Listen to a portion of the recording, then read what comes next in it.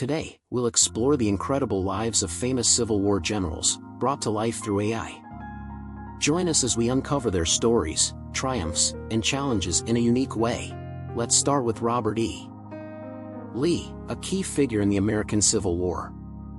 Born in 1807, Lee graduated from West Point and served with distinction in the U.S. Army. However, his legacy is most closely associated with the Civil War. In February 1865, Robert Edward Lee was appointed Commander-in-Chief of the Confederate forces. By this time, however, the South had exhausted its human and economic resources. On April 9, 1865, Lee signed the surrender at Appomattox, a major turning point in American history. Lee was admired for his military strategy and leadership, but also criticized for his role in defending slavery. After the war, he called for reconciliation between the North and South, becoming president of Washington College. His life reminds us of the complexities of history and the importance of understanding multiple perspectives.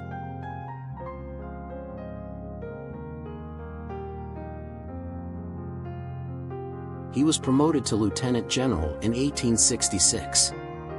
Promoted to full general, Sherman succeeded Grant as commander of the entire U.S. Army from 1869 to 1884. He enjoyed exceptional popularity, and his commanding talent was beyond question.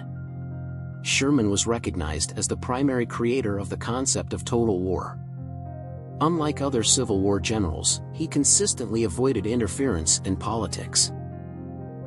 In 1884, the Republican Party convention discussed his candidacy for the presidency of the United States, but Sherman categorically refused to run, sending a telegram to the convention on June 5, 1884: "If I am nominated, I will refuse to run. If elected, I will refuse to run for office."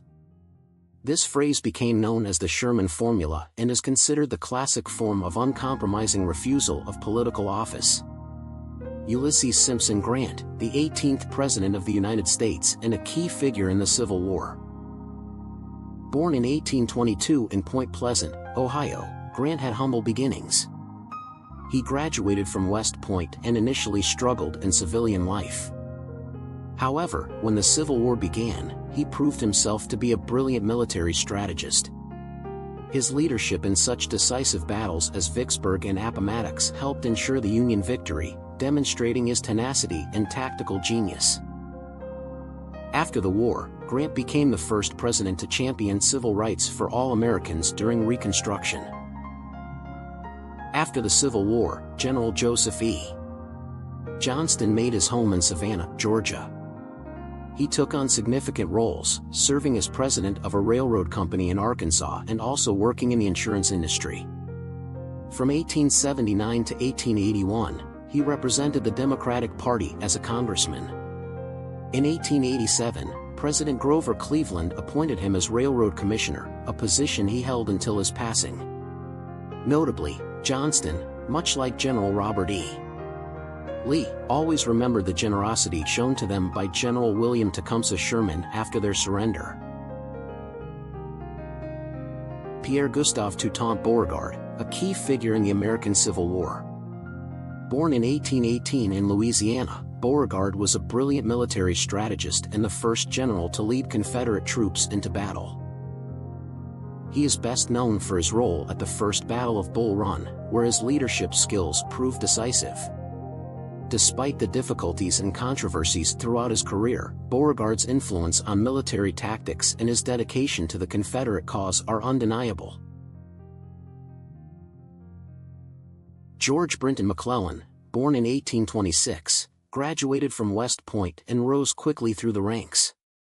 He became commander of the Army of the Potomac, where he was known for his organizational skills and cautious strategies. Despite his initial successes, his indecisiveness in battle led to criticism, particularly after the Battle of Antietam. McClellan's leadership style sparked a debate about military strategy that continues to this day. After the war, he moved into politics, serving as governor of New Jersey.